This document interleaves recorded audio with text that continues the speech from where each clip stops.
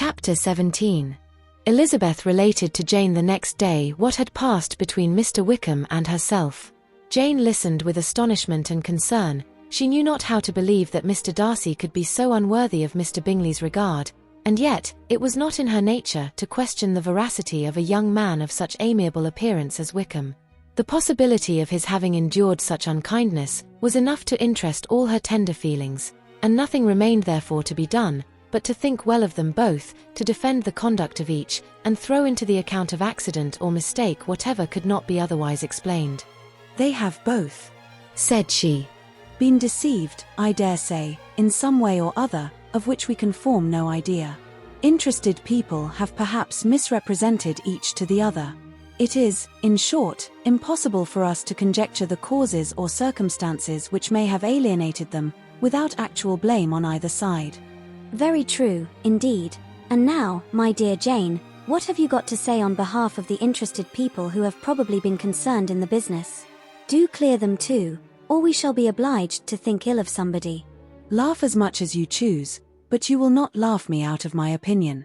My dearest Lizzie, do but consider in what a disgraceful light it places Mr. Darcy, to be treating his father's favourite in such a manner, one whom his father had promised to provide for.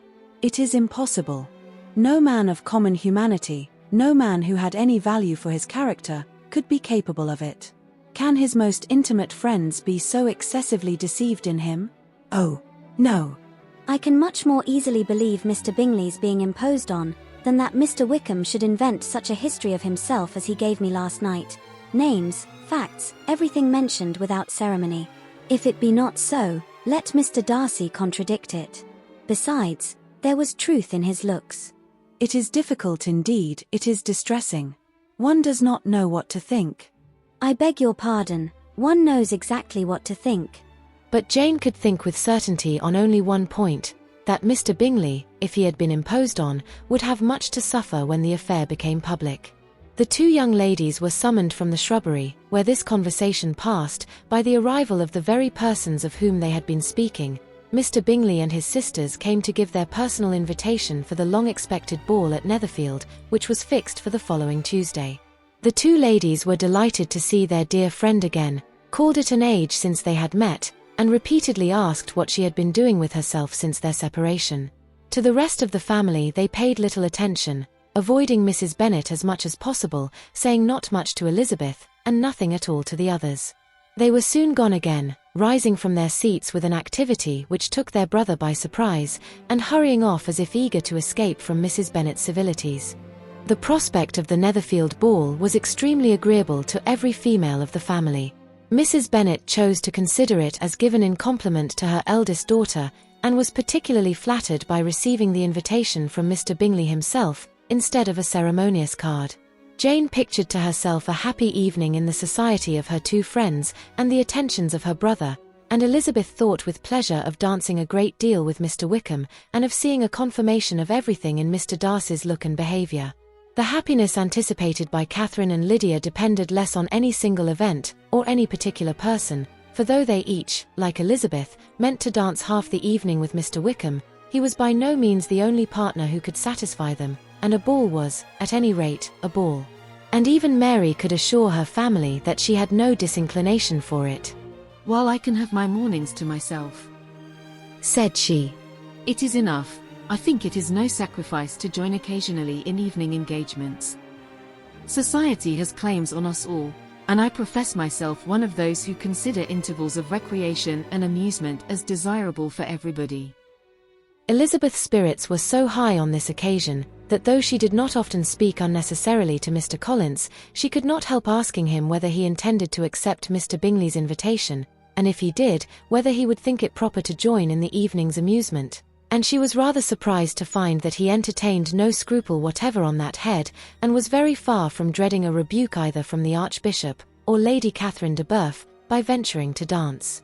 "I am by no means of the opinion, I assure you," said he, "that a ball of this kind, given by a young man of character, to respectable people, can have any evil tendency, and I am so far from objecting to dancing myself, that I shall hope to be honoured with the hands of all my fair cousins in the course of the evening, and I take this opportunity of soliciting yours, Miss Elizabeth, for the 2 first dances especially, a preference which I trust my cousin Jane will attribute to the right cause, and not to any disrespect for her."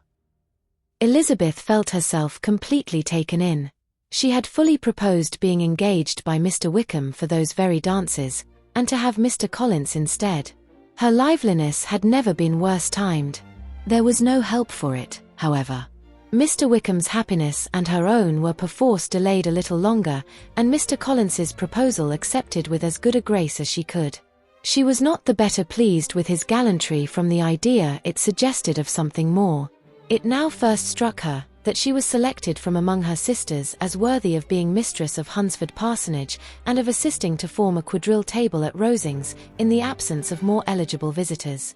The idea soon reached to conviction, as she observed his increasing civilities toward herself and heard his frequent attempt at a compliment on her wit and vivacity, and though more astonished than gratified herself by this effect of her charms, it was not long before her mother gave her to understand that the probability of their marriage was extremely agreeable to her. Elizabeth, however, did not choose to take the hint, being well aware that a serious dispute must be the consequence of any reply. Mr. Collins might never make the offer, and till he did, it was useless to quarrel about him. If there had not been a Netherfield ball to prepare for and talk of, the younger Miss Bennets would have been in a very pitiable state at this time, for from the day of the invitation to the day of the ball, there was such a succession of rain as prevented their walking to Meryton once. No aunt, no officers, no news could be sought after, the very shoe roses for Netherfield were got by proxy.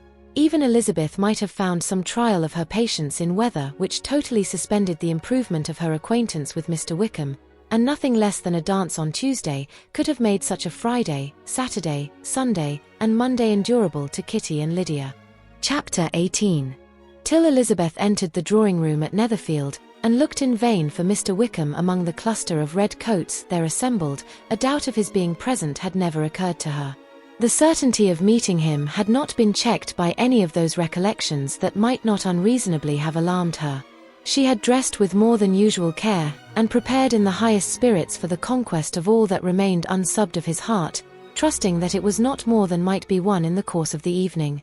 But in an instant arose the dreadful suspicion of his being purposely omitted for Mr. Darcy's pleasure in the Bingleys' invitation to the officers, and though this was not exactly the case, the absolute fact of his absence was pronounced by his friend Denny, to whom Lydia eagerly applied, and who told them that Wickham had been obliged to go to town on business the day before, and was not yet returned, adding, with a significant smile, "I do not imagine his business would have called him away just now, if he had not wanted to avoid a certain gentleman here." This part of his intelligence, though unheard by Lydia, was caught by Elizabeth, and, as it assured her that Darcy was not less answerable for Wickham's absence than if her first surmise had been just, every feeling of displeasure against the former was so sharpened by immediate disappointment, that she could hardly reply with tolerable civility to the polite inquiries which he directly afterwards approached to make. Attendance, forbearance, patience with Darcy, was injury to Wickham. She was resolved against any sort of conversation with him, and turned away with a degree of ill humour which she could not wholly surmount even in speaking to Mr. Bingley, whose blind partiality provoked her. But Elizabeth was not formed for ill humour, and though every prospect of her own was destroyed for the evening, it could not dwell long on her spirits, and having told all her griefs to Charlotte Lucas, whom she had not seen for a week, she was soon able to make a voluntary transition to the oddities of her cousin, and to point him out to her particular notice. The first 2 dances, however, brought a return of distress. They were dances of mortification. Mr. Collins, awkward and solemn, apologizing instead of attending, and often moving wrong without being aware of it, gave her all the shame and misery which a disagreeable partner for a couple of dances can give. The moment of her release from him was ecstasy. She danced next with an officer, and had the refreshment of talking of Wickham, and of hearing that he was universally liked. When those dances were over, she returned to Charlotte Lucas, and was in conversation with her, when she found herself suddenly addressed by Mr. Darcy, who took her so much by surprise in his application for her hand, that, without knowing what she did, she accepted him. He walked away again immediately, and she was left to fret over her own want of presence of mind. Charlotte tried to console her. "I dare say you will find him very agreeable." Heaven forbid. That would be the greatest misfortune of all. To find a man agreeable whom one is determined to hate. Do not wish me such an evil. When the dancing recommenced, however, and Darcy approached to claim her hand, Charlotte could not help cautioning her in a whisper, not to be a simpleton, and allow her fancy for Wickham to make her appear unpleasant in the eyes of a man 10 times his consequence. Elizabeth made no answer, and took her place in the set, amazed at the dignity to which she was arrived in being allowed to stand opposite to Mr. Darcy, and reading in her neighbours' looks their equal amazement in beholding it. They stood for some time without speaking a word, and she began to imagine that their silence was to last through the 2 dances, and at first was resolved not to break it, till suddenly fancying that it would be the greater punishment to her partner to oblige him to talk, she made some slight observation on the dance. He replied, and was again silent.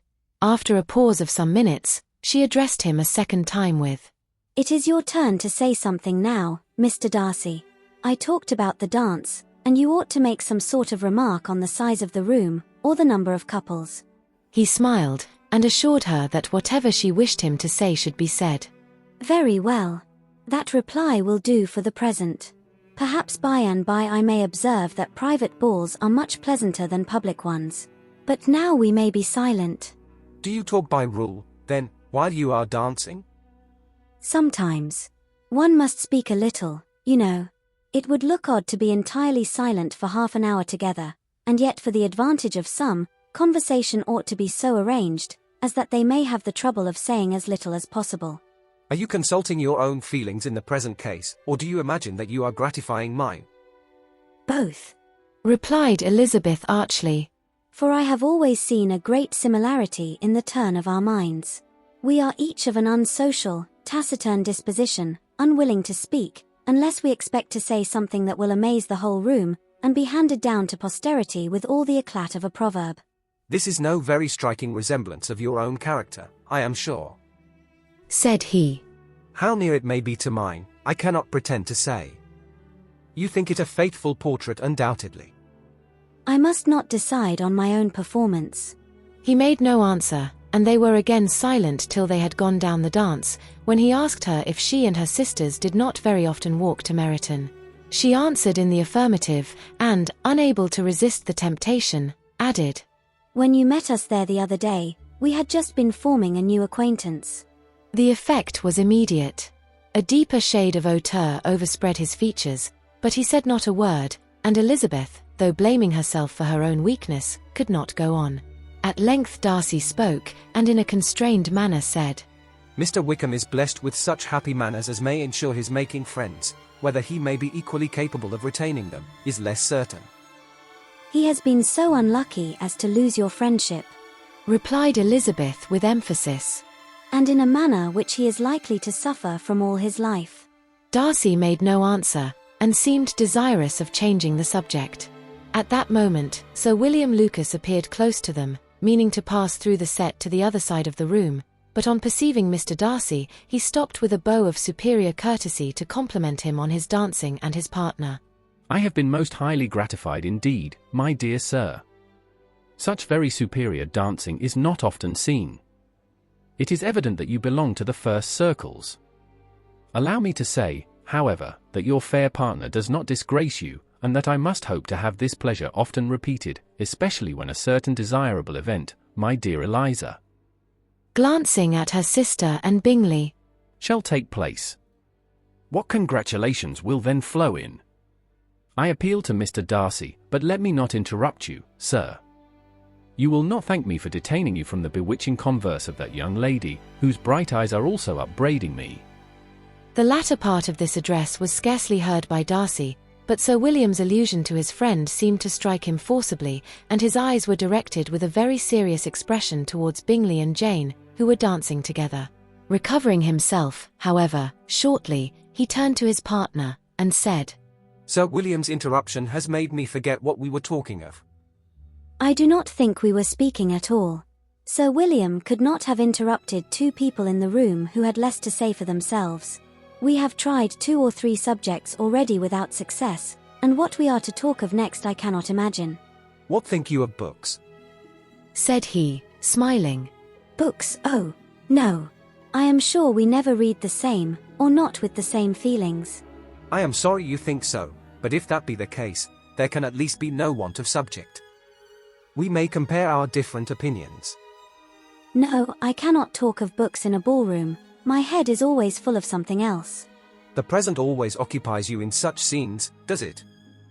Said he, with a look of doubt. Yes, always. She replied, without knowing what she said, for her thoughts had wandered far from the subject, as soon afterwards appeared by her suddenly exclaiming. I remember hearing you once say, Mr. Darcy, that you hardly ever forgave, that your resentment once created was unappeasable. You are very cautious, I suppose, as to its being created. I am. Said he, with a firm voice. And never allow yourself to be blinded by prejudice. I hope not. It is particularly incumbent on those who never change their opinion, to be secure of judging properly at first. May I ask to what these questions tend? Merely to the illustration of your character. Said she, endeavoring to shake off her gravity. I am trying to make it out. And what is your success? She shook her head. I do not get on at all. I hear such different accounts of you as puzzle me exceedingly. I can readily believe. Answered he gravely. That reports may vary greatly with respect to me, and I could wish, Miss Bennet, that you were not to sketch my character at the present moment, as there is reason to fear that the performance would reflect no credit on either. But if I do not take your likeness now, I may never have another opportunity. I would by no means suspend any pleasure of yours. He coldly replied. She said no more, and they went down the other dance and parted in silence, and on each side dissatisfied, though not to an equal degree, for in Darcy's breast there was a tolerable powerful feeling towards her, which soon procured her pardon, and directed all his anger against another. They had not long separated, when Miss Bingley came towards her, and with an expression of civil disdain accosted her. So, Miss Eliza, I hear you are quite delighted with George Wickham. Your sister has been talking to me about him, and asking me 1,000 questions, and I find that the young man quite forgot to tell you, among his other communication, that he was the son of old Wickham, the late Mr. Darcy's steward. Let me recommend you, however, as a friend, not to give implicit confidence to all his assertions, for as to Mr. Darcy's using him ill, it is perfectly false, for, on the contrary, he has always been remarkably kind to him, though George Wickham has treated Mr. Darcy in a most infamous manner. I do not know the particulars, but I know very well that Mr. Darcy is not in the least to blame, that he cannot bear to hear George Wickham mentioned, and that though my brother thought that he could not well avoid including him in his invitation to the officers, he was excessively glad to find that he had taken himself out of the way. His coming into the country at all is a most insolent thing, indeed, and I wonder how he could presume to do it. I pity you, Miss Eliza, for this discovery of your favourite's guilt, but really, considering his descent, one could not expect much better. His guilt and his descent appear by your account to be the same, said Elizabeth angrily. For I have heard you accuse him of nothing worse than of being the son of Mr. Darcy's steward, and of that, I can assure you, he informed me himself. I beg your pardon, replied Miss Bingley, turning away with a sneer. Excuse my interference, it was kindly meant. Insolent girl, said Elizabeth to herself. You are much mistaken if you expect to influence me by such a paltry attack as this. I see nothing in it but your own wilful ignorance and the malice of Mr. Darcy. She then sought her eldest sister, who has undertaken to make inquiries on the same subject of Bingley. Jane met her with a smile of such sweet complacency, a glow of such happy expression, as sufficiently marked how well she was satisfied with the occurrences of the evening.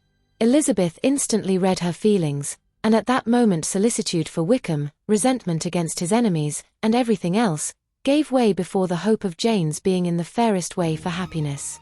I want to know, said she, with a countenance no less smiling than her sister's, what you have learnt about Mr. Wickham, but perhaps you have been too pleasantly engaged to think of any third person, in which case you may be sure of my pardon. No, replied Jane. I have not forgotten him, but I have nothing satisfactory to tell you. Mr. Bingley does not know the whole of his history, and is quite ignorant of the circumstances which have principally offended Mr. Darcy, but he will vouch for the good conduct, the probity, and honour of his friend, and is perfectly convinced that Mr. Wickham has deserved much less attention from Mr. Darcy than he has received, and I am sorry to say by his account as well as his sister's, Mr. Wickham is by no means a respectable young man. I am afraid he has been very imprudent, and has deserved to lose Mr. Darcy's regard. Mr. Bingley does not know Mr. Wickham himself.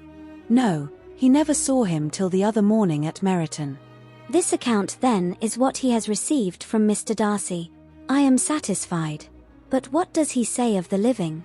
He does not exactly recollect the circumstances, though he has heard them from Mr. Darcy more than once, but he believes that it was left to him conditionally only. I have not a doubt of Mr. Bingley's sincerity, said Elizabeth warmly. But you must excuse my not being convinced by assurances only.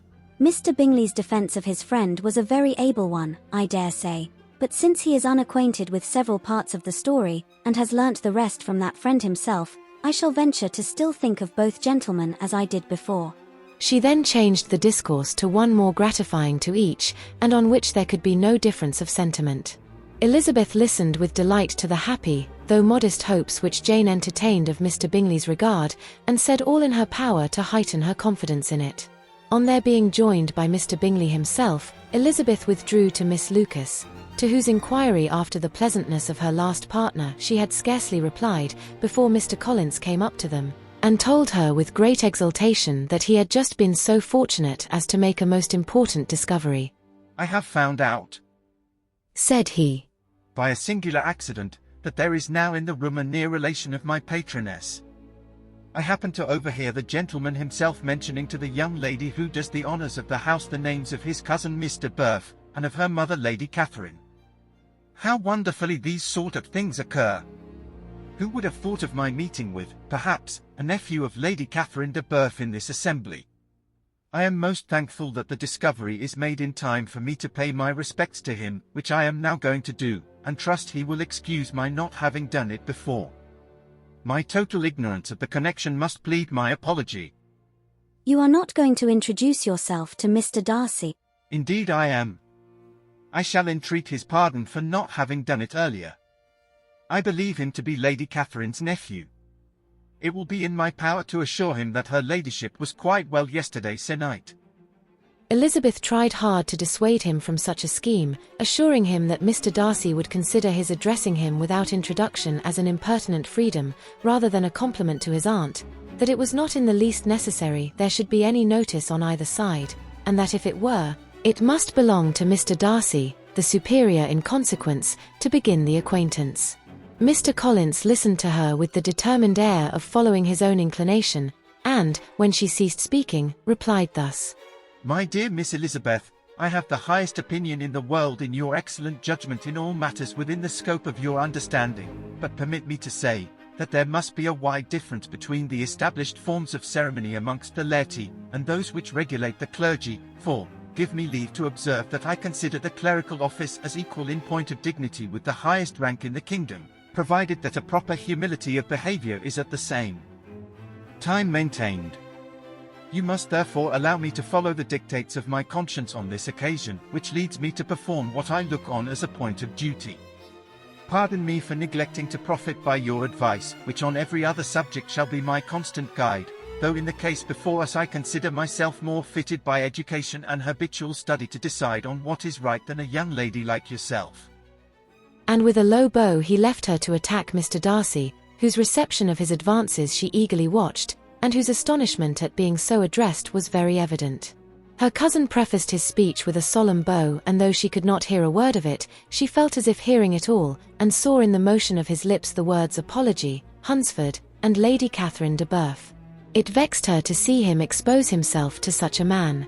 Mr. Darcy was eyeing him with unrestrained wonder, and when at last Mr. Collins allowed him time to speak, replied with an air of distant civility.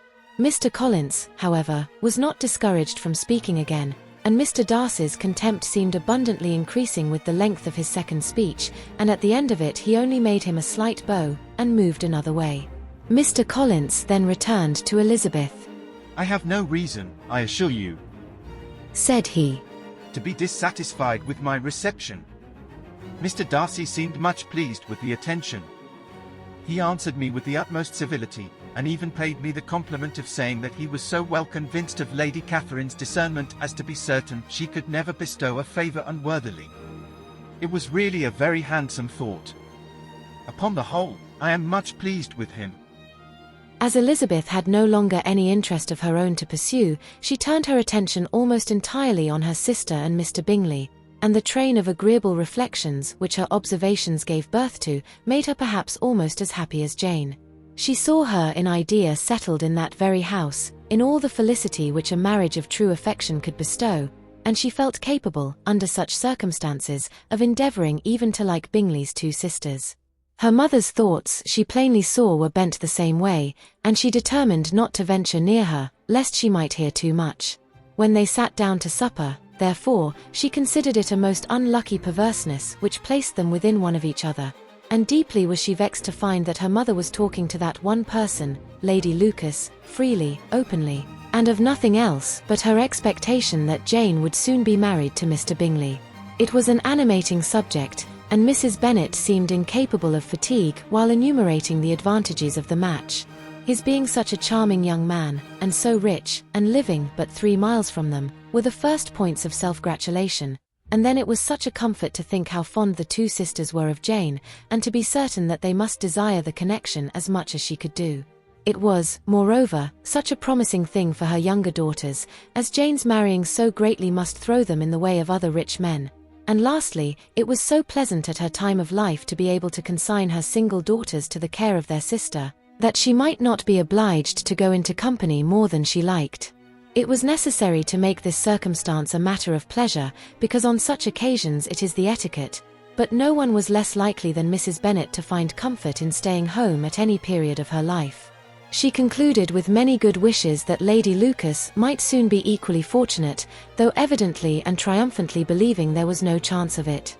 In vain did Elizabeth endeavour to check the rapidity of her mother's words, or persuade her to describe her felicity in a less audible whisper, for, to her inexpressible vexation, she could perceive that the chief of it was overheard by Mr. Darcy, who sat opposite to them.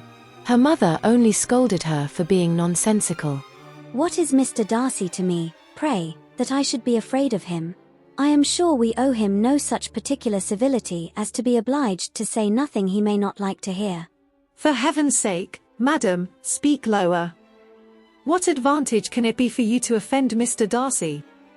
You will never recommend yourself to his friend by so doing." Nothing that she could say, however, had any influence. Her mother would talk of her views in the same intelligible tone. Elizabeth blushed and blushed again with shame and vexation. She could not help frequently glancing her eye at Mr. Darcy, though every glance convinced her of what she dreaded, for though he was not always looking at her mother, she was convinced that his attention was invariably fixed by her. The expression of his face changed gradually from indignant contempt to a composed and steady gravity. At length, however, Mrs. Bennet had no more to say, and Lady Lucas, who had been long yawning at the repetition of delights which she saw no likelihood of sharing, was left to the comforts of cold ham and chicken. Elizabeth now began to revive. But not long was the interval of tranquillity, for, when supper was over, singing was talked of, and she had the mortification of seeing Mary, after very little entreaty, preparing to oblige the company.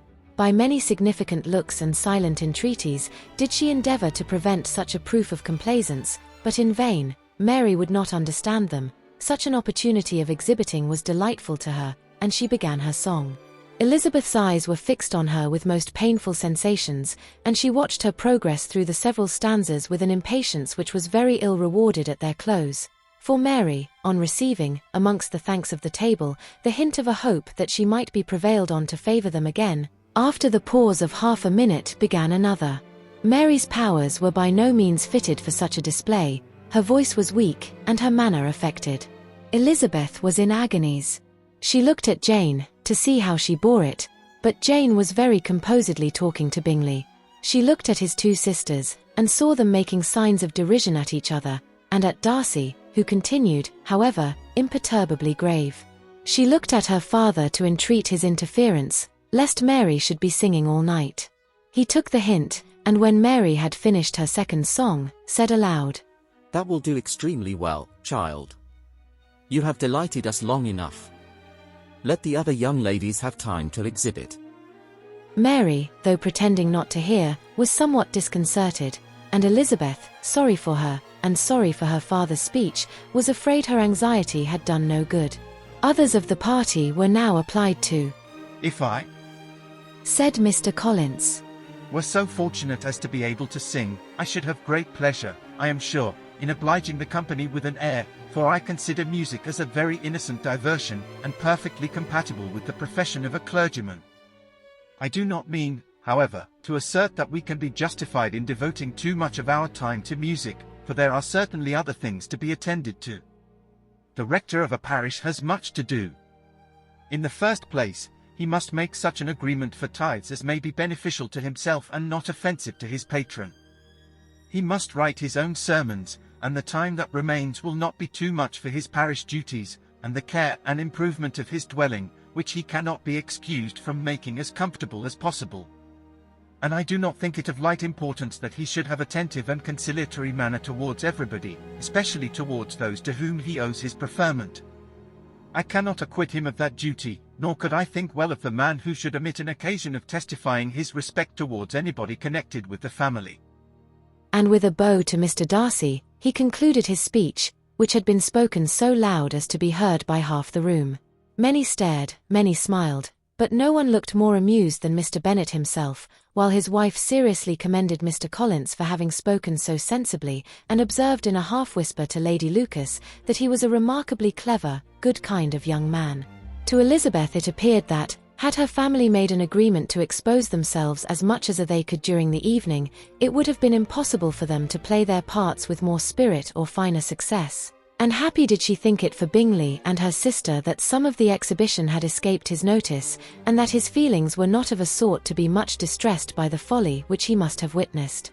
That his two sisters and Mr. Darcy, however, should have such an opportunity of ridiculing her relations, was bad enough, and she could not determine whether the silent contempt of the gentlemen, or the insolent smiles of the ladies, were more intolerable. The rest of the evening brought her little amusement. She was teased by Mr. Collins, who continued most perseveringly by her side, and though he could not prevail on her to dance with him again, put it out of her power to dance with others. In vain did she entreat him to stand up with somebody else, and offer to introduce him to any young lady in the room. He assured her that as to dancing, he was perfectly indifferent to it, that his chief object was by delicate attentions to recommend himself to her, and that he should therefore make a point of remaining close to her the whole evening. There was no arguing upon such a project. She owed her greatest relief to her friend Miss Lucas, who often joined them, and good-naturedly engaged Mr. Collins's conversation to herself. She was at least free from the offence of Mr. Darcy's further notice. Though often standing within a very short distance of her, quite disengaged, he never came near enough to speak. She felt it to be the probable consequence of her allusions to Mr. Wickham, and rejoiced in it. The Longbourn party were the last of all the company to depart, and, by a manoeuvre of Mrs. Bennet, had to wait for their carriage a quarter of an hour after everybody else was gone, which gave them time to see how heartily they were wished away by some of the family. Mrs. Hurst and her sister scarcely opened their mouths, except to complain of fatigue, and were evidently impatient to have the house to themselves. They repulsed every attempt of Mrs. Bennet at conversation, and by so doing threw a languor over the whole party, which was very little relieved by the long speeches of Mr. Collins, who was complimenting Mr. Bingley and his sisters on the elegance of their entertainment, and the hospitality and politeness which had marked their behaviour to their guests. Darcy said nothing at all. Mr. Bennet, in equal silence, was enjoying the scene. Mr. Bingley and Jane were standing together, a little detached from the rest, and talked only to each other.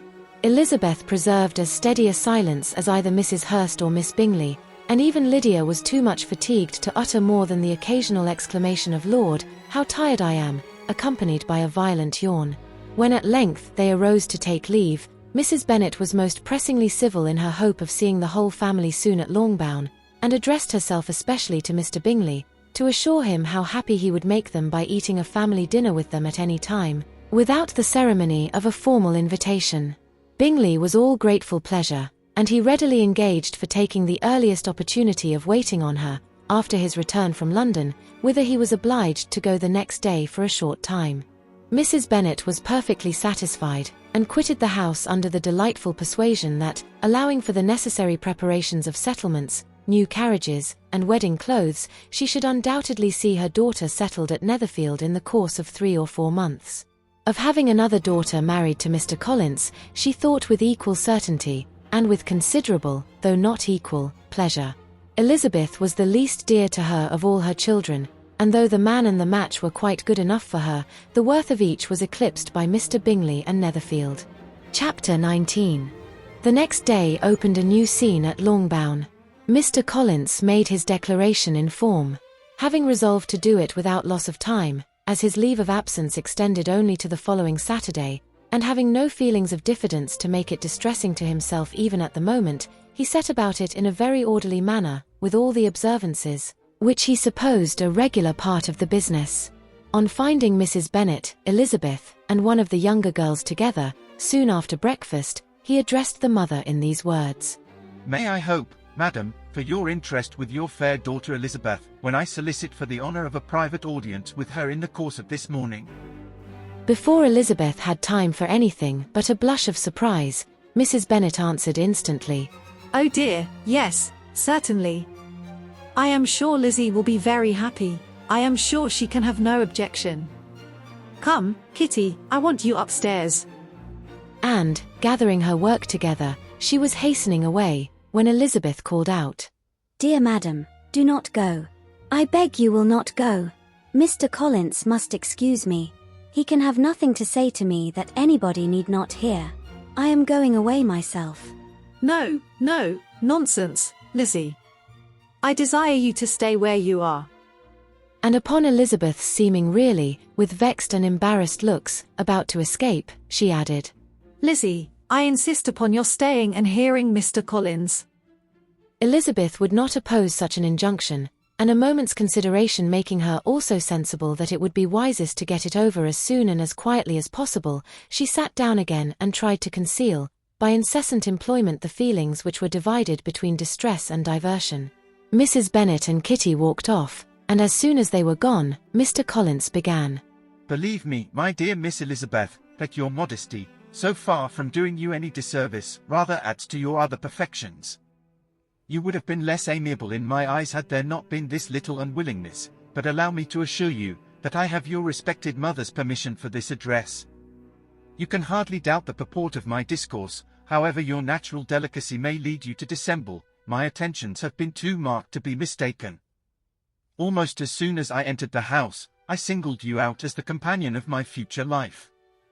But before I am run away with by my feelings on this subject, perhaps it would be advisable for me to state my reasons for marrying, and, moreover, for coming into Hertfordshire with the design of selecting a wife, as I certainly did. The idea of Mr. Collins, with all his solemn composure, being run away with by his feelings, made Elizabeth so near laughing, that she could not use the short pause he allowed in any attempt to stop him further, and he continued. My reasons for marrying are, first, that I think it a right thing for every clergyman in easy circumstances, like myself, to set the example of matrimony in his parish. Secondly, that I am convinced that it will add very greatly to my happiness. And thirdly, which perhaps I ought to have mentioned earlier, that it is the particular advice and recommendation of the very noble lady whom I have the honour of calling patroness. Twice has she condescended to give me her opinion, unasked too, on this subject, and it was but the very Saturday night before I left Hunsford, between our pools at quadrille, while Mrs. Jenkinson was arranging Mr. Burfer's footstool, that she said, Mr. Collins, you must marry. A clergyman like you must marry. Choose properly, choose a gentlewoman for my sake, and for your own. Let her be an active, useful sort of person, not brought up high, but able to make a small income go a good way. This is my advice. Find such a woman as soon as you can, bring her to Hunsford, and I will visit her. Allow me, by the way, to observe, my fair cousin, that I do not reckon the notice and kindness of Lady Catherine de Bourgh as among the least of the advantages in my power to offer. You will find her manners beyond anything I can describe, and your wit and vivacity, I think, must be acceptable to her, especially when tempered with the silence and respect which her rank will inevitably excite. Thus much for my general intention in favour of matrimony. It remains to be told why my views were directed towards Longbourn instead of my own neighbourhood. where I can assure you there are many amiable young women. But the fact is, that being, as I am, to inherit this estate after the death of your honoured father, who, however, may live many years longer, I could not satisfy myself without resolving to choose a wife from among his daughters, that the loss to them might be as little as possible when the melancholy event takes place, which, however, as I have already said, may not be for several years. This has been my motive, my fair cousin, and I flatter myself it will not sink me in your esteem.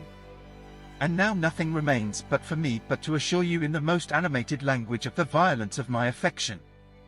To fortune I am perfectly indifferent, and shall make no demand of that nature on your father, since I am well aware that it could not be complied with, and that £1,000 in the 4%, which will not be yours till after your mother's decease, is all that you may ever be entitled to. On that head, therefore, I shall be uniformly silent, and you may assure yourself that no ungenerous reproach shall ever pass my lips when we are married. It was absolutely necessary to interrupt him now. You are too hasty, sir, she cried. You forget that I have made no answer. Let me do it without further loss of time. Accept my thanks for the compliment you are paying me. I am very sensible of the honor of your proposals, but it is impossible for me to do otherwise than to decline them. I am not now to learn, replied Mr. Collins, with a formal wave of the hand, that it is usual with young ladies to reject the addresses of the man whom they secretly mean to accept, when he first applies for their favor, and that sometimes the refusal is repeated a second, or even a third time. I am therefore by no means discouraged by what you have just said, and shall hope to lead you to the altar ere long. Upon my word, sir, cried Elizabeth, your hope is a rather extraordinary one after my declaration. I do assure you that I am not one of those young ladies, if such young ladies there are, who are so daring as to risk their happiness on the chance of being asked a second time. I am perfectly serious in my refusal. You could not make me happy, and I am convinced that I am the last woman in the world who could make you so. Nay, were your friend Lady Catherine to know me, I am persuaded she would find me in every respect ill qualified for the situation. Were it certain that Lady Catherine would think so, said Mr. Collins very gravely, but I cannot imagine that her ladyship would at all disapprove of you. And you may be certain when I have the honor of seeing her again, I shall speak in the very highest terms of your modesty, economy, and other amiable qualification. Indeed, Mr. Collins, all praise of me will be unnecessary. You must give me leave to judge for myself, and pay me the compliment of believing what I say. I wish you very happy and very rich, and by refusing your hand, do all in my power to prevent your being otherwise. In making me the offer, you must have satisfied the delicacy of your feelings with regard to my family, and may take possession of Longbourn estate whenever it falls, without any self-reproach. This matter may be considered, therefore, as finally settled. And rising as she thus spoke, she would have quitted the room, had Mr. Collins not thus addressed her. When I do myself the honor of speaking to you next on the subject, I shall hope to receive a more favorable answer than you have now given me, though I am far from accusing you of cruelty at present, because I know it to be the established custom of your sex to reject a man on the first application, and perhaps you have even now said as much to encourage my suit as would be consistent with the true delicacy of the female character. Really, Mr. Collins, cried Elizabeth with some warmth, you puzzle me exceedingly. If what I have hitherto said can appear to you in the form of encouragement, I know not how to express my refusal in such a way as to convince you of its being one.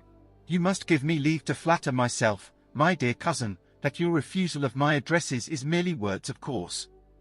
My reasons for believing it are briefly these: it does not appear to me that my hand is unworthy your acceptance, or that the establishment I can offer would be any other than highly desirable.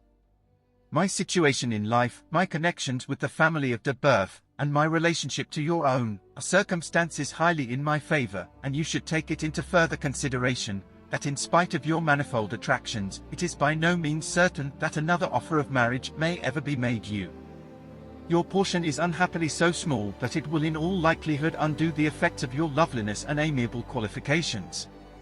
As I must therefore conclude that you are not serious in your rejection of me, I shall choose to attribute it to your wish of increasing my love by suspense, according to the usual practice of elegant females.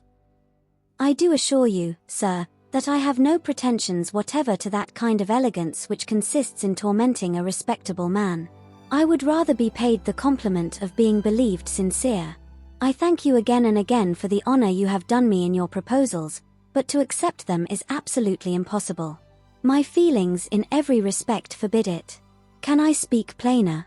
Do not consider me now as an elegant female, intending to plague you, but as a rational creature, speaking the truth from her heart.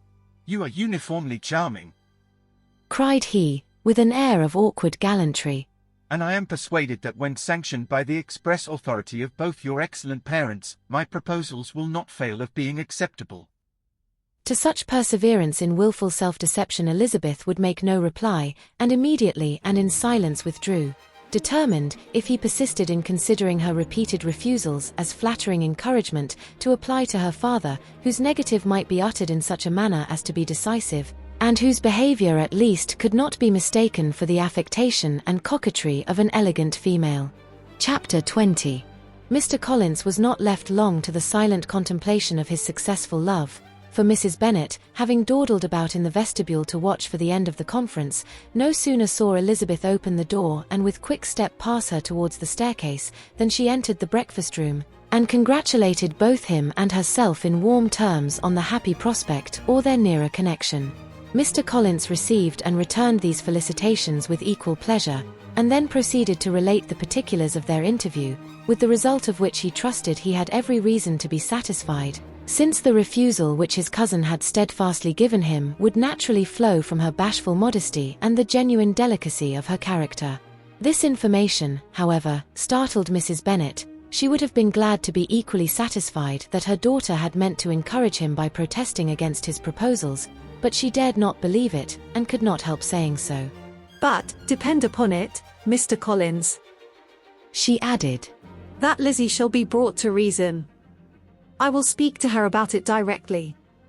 She is a very headstrong, foolish girl, and does not know her own interest, but I will make her know it. Pardon me for interrupting you, madam, cried Mr. Collins, but if she is really headstrong and foolish, I know not whether she would altogether be a very desirable wife to a man in my situation, who naturally looks for happiness in the marriage state. If therefore she actually persists in rejecting my suit, perhaps it were better not to force her into accepting me, because if liable to such defects of temper, she could not contribute much to my felicity. Sir, you quite misunderstand me, said Mrs. Bennet, alarmed. Lizzie is only headstrong in such matters as these. In everything else she is as good-natured a girl as ever lived. I will go directly to Mr. Bennet, and we shall very soon settle it with her, I am sure. She would not give him time to reply, but hurrying instantly to her husband, called out as she entered the library, Oh, Mr. Bennet, you are wanted immediately, we are all in an uproar. You must come and make Lizzie marry Mr. Collins, for she vows she will not have him, and if you do not make haste he will change his mind and not have her. Mr. Bennet raised his eyes from his book as she entered, and fixed them on her face with a calm unconcern which was not in the least altered by her communication. I have not the pleasure of understanding you, said he, when she had finished her speech. Of what are you talking? Of Mr. Collins and Lizzie. Lizzie declares she will not have Mr. Collins, and Mr. Collins begins to say that he will not have Lizzie. And what am I to do on the occasion? It seems an hopeless business. Speak to Lizzie about it yourself. Tell her that you insist upon her marrying him. Let her be called down. She shall hear my opinion. Mrs. Bennet rang the bell, and Miss Elizabeth was summoned to the library. Come here, child, cried her father as she appeared. I have sent for you on an affair of importance. I understand that Mr. Collins has made you an offer of marriage. Is it true? Elizabeth replied that it was. Very well, and this offer of marriage you have refused. I have, sir. Very well. We now come to the point. Your mother insists upon your accepting it. Is it not so, Mrs. Bennet? Yes, or I will never see her again. An unhappy alternative is before you, Elizabeth. From this day you must be a stranger to one of your parents. Your mother will never see you again if you do not marry Mr. Collins, and I will never see you again if you do. Elizabeth could not but smile at such a conclusion of such a beginning, but Mrs. Bennet, who had persuaded herself that her husband regarded the affair as she wished, was excessively disappointed. What do you mean, Mr. Bennet, in talking this way? You promised me to insist upon her marrying him.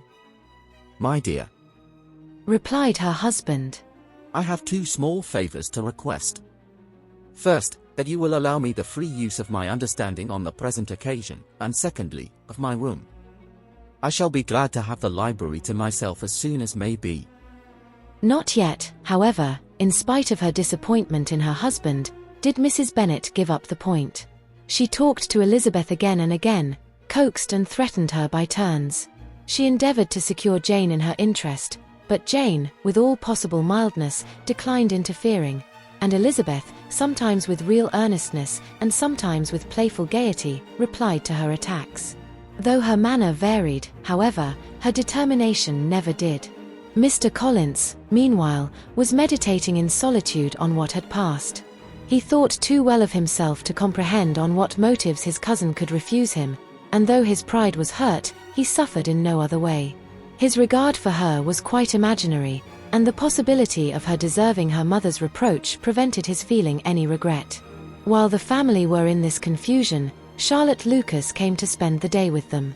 She was met in the vestibule by Lydia, who, flying to her, cried in a half-whisper, I am glad you are come, for there is such fun here. What do you think has happened this morning? Mr. Collins has made an offer to Lizzie, and she will not have him. Charlotte hardly had time to answer, before they were joined by Kitty, who came to tell the same news, and no sooner had they entered the breakfast room, where Mrs. Bennet was alone, than she likewise began on the subject, calling on Miss Lucas for her compassion, and entreating her to persuade her friend Lizzie to comply with the wishes of all her family. Pray do, my dear Miss Lucas, she added in a melancholy tone, for nobody is on my side, nobody takes part with me. I am cruelly used, nobody feels for my poor nerves.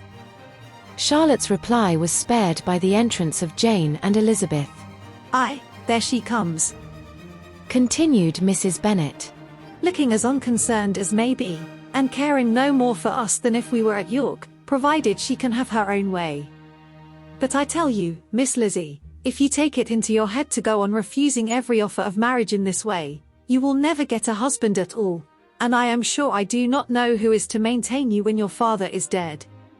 I shall not be able to keep you, and so I warn you.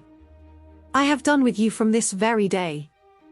I told you in the library, you know, that I should never speak to you again, and you will find me as good as my word. I have no pleasure in talking to undutiful children. Not that I have much pleasure, indeed, in talking to anybody. People who suffer as I do from nervous complaints can have no great inclination for talking. Nobody can tell what I suffer. But it is always so.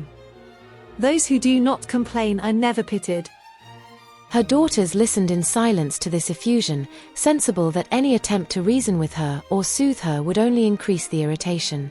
She talked on, therefore, without interruption from any of them, till they were joined by Mr. Collins, who entered the room with an air more stately than usual, and on perceiving whom, she said to the girls, Now, I do insist upon it, that you, all of you, hold your tongues, and let me and Mr. Collins have a little conversation together.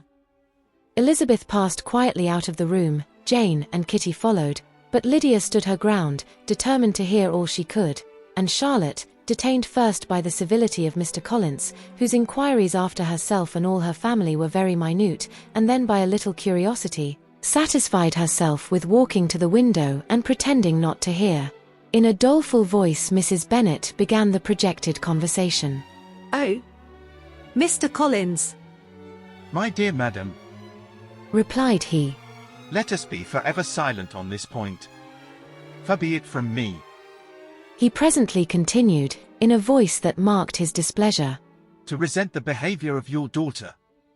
Resignation to inevitable evils is the evil duty of us all, the peculiar duty of a young man who has been so fortunate as I have been in early preferment, and I trust won and resigned.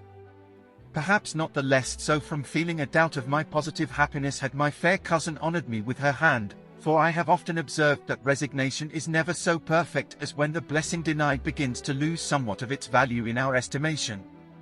You will not, I hope, consider me as showing any disrespect to your family, my dear madam, by thus withdrawing my pretensions to your daughter's favour without having paid yourself and Mr. Bennet the compliment of requesting you to interpose your authority in my behalf. My conduct may, I fear, be objectionable in having accepted my dismission from your daughter's lips instead of your own. But we are all liable to error. I have certainly meant well through the whole affair. My object has been to secure an amiable companion for myself, with due consideration for the advantage of all your family, and if my manner has been at all reprehensible, I here beg leave to apologize.